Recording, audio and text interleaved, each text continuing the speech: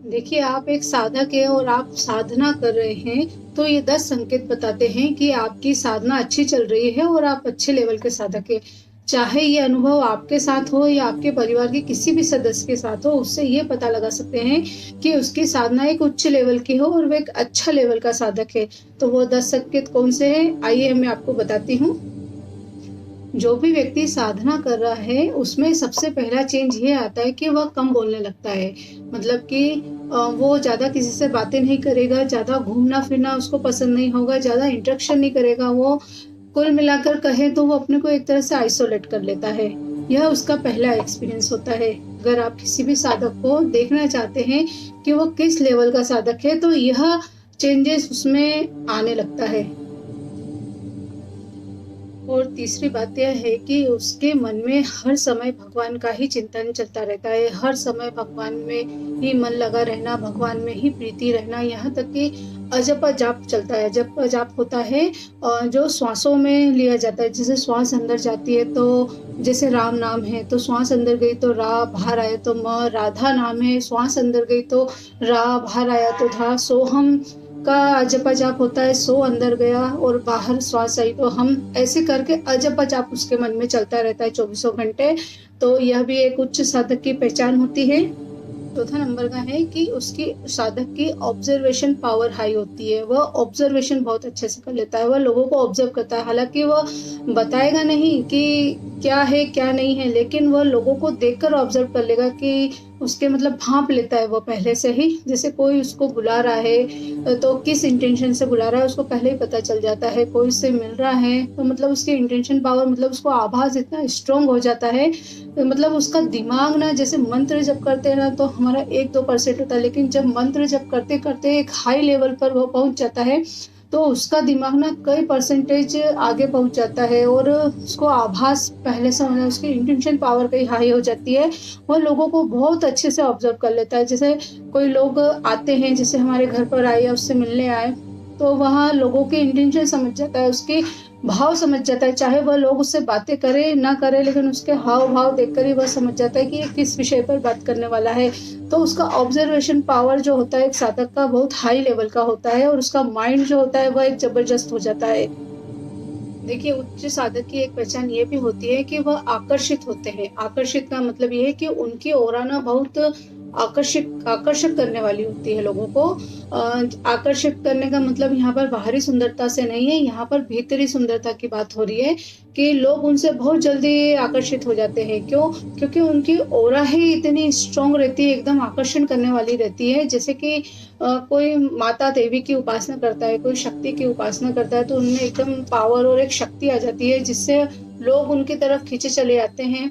और कोई जैसे हनुमान जी की उपासना कर रहा है, कोई गुरु की उपासना कर रहा है, कोई अलग-अलग कृष्ण की उपासना करता है, तो कृष्ण जैसे थोड़े चांचल्य, जैसे थोड़े चंचलता आ जाती है, थोड़ा मतलब एक आकर्षण स्वरूप लगने लगता है उस व्यक्ति का। हनुमान जी की उपासना कर रहा है तो एक सेवा निष्ठा अपने गुरु के प्रति, क्योंकि हनुमान जी से बड़ा तो कोई भक्त है ही नहीं। तो देखिए, आप जिसकी भी उपासना करते हैं ना, उसके जो स्वरूप है उसको साधक धारण करने लगता है, मतलब धारण कर लेता है। तो उसकी एक ऑरा जो रहती है ना, वो बहुत आकर्षक होती है और उसमें मतलब बहुत चमक आने लग जाती है। तो लोग जब भी उससे मिलते हैं, बातें करते हैं तो उससे मोहित हो जाते हैं। और देखिए, जो उसके घर में जो भी सदस्य होते हैं ना, वह धीरे-धीरे वह भी स्पिरिचुअलिटी की ओर बढ़ना शुरू कर देते हैं। तो यह भी एक अच्छे साधक की पहचान होती है, एक उच्च साधक की पहचान होती है। मतलब आपकी एनर्जी कितने हाई लेवल की हो जाती है कि आप कहीं भी जाते हैं, कहीं भी मित्रों से मिलते हैं या किसी भी फैमिली मेंबर से मिलते हैं, तो आप थोड़ी-सी अगर बातचीत करते हैं, तो लोग ना आपसे पूछने लग जाते हैं कि आप क्या करते हैं? कौन-सा मेडिटेशन करें, कौन-सा मंत्र जाप करें? मतलब वो आध्यात्मिकता की बातें आपसे करने लगते हैं और वह ये भी कहते हैं कि मतलब आपसे मिलकर बहुत अच्छा लगा हमें। मतलब हम बहुत अच्छा पीसफुल महसूस करते हैं आपके संपर्क में आके। जब भी हम आपके साथ बैठते हैं तो हमें बहुत अच्छा महसूस होता है, बहुत शांति मिलती है आपसे बात करने में, आपके साथ बैठने में हमको शांति मिलती है। तो यह भी एक अच्छे साधक की पहचान होती है, एक उच्च लेवल के साधक की पहचान होती है। अब नेक्स्ट है वह है कि क्षमा भाव। एक जो अच्छा साधक होता है ना उसमें एक क्षमा भाव आ जाता है।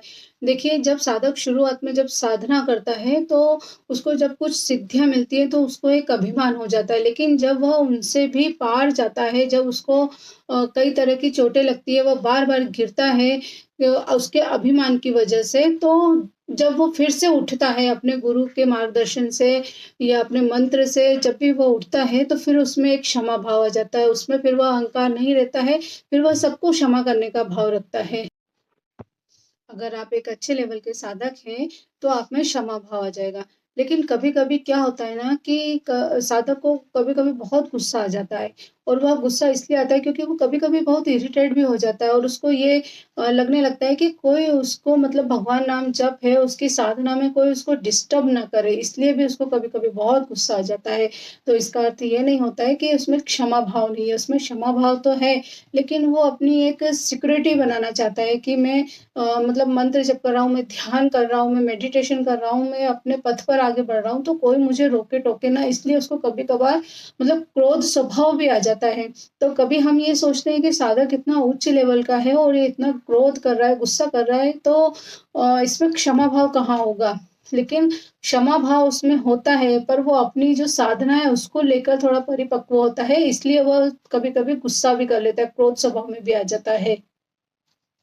कहीं भी बैठते हैं, कहीं भी जाते हैं, तो कोई भी जीव है जो आपसे बहुत जल्दी इंटरेक्ट हो जाते हैं, जैसे कि कुत्ता है, बिल्ली है, गाय है या फिर अन्य दूसरे कीड़े हैं, जैसे कोई काटने वाला भी कीड़ा होता है ना, तो वो आपके बॉडी पर आके बैठ जाएगा, लेकिन आपको हार्म नहीं पहुँचाएगा। और बहुत सारे ऐसे जानवर हैं जो आपके पास बैठकर सेफ ज़ोन का महसूस करते हैं, जो आपके पास जैसे डॉगी है, वह आप पे बार-बार भौंकेगा नहीं, वह आपके पास आके बैठ जाएगा। तो यह भी एक होता है ना कि जैसे आपने देखा होगा जैसे जो लोग दुर्गा सप्तशती का पाठ करते हैं निरंतर, तो जैसे दुर्गा सप्तशती में लिखा गया है कि जो व्यक्ति दुर्गा सप्तशती का पाठ नियमित रूप से करता है, उसके सामने जो हिंसक प्राणी होते हैं, जैसे शेर हुआ, चीता हुआ, जो हिंसक प्रवृत्ति के जो प्राणी होते हैं, वह भी अपनी हिंसा को त्याग करके उसके सामने मतलब ऐसे बैठ जाते हैं जैसे वो उसके फ्रेंडली सर्कल के हों। आपने ऐसा कहीं और भी देखा होगा जैसे बहुत से ऐसे जानवर होते हैं जो संतों के साथ में आके बैठ जाते हैं, उनको नमन करते हैं।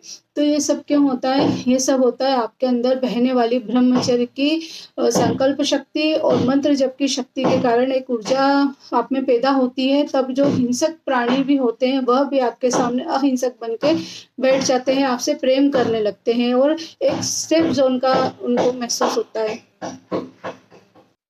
तो ये सारी अनुभूति, ये सारे अनुभव आपको बताते हैं कि आप एक अच्छे लेवल के साधक हैं और आप उस लेवल पे पहुँच चुके हैं।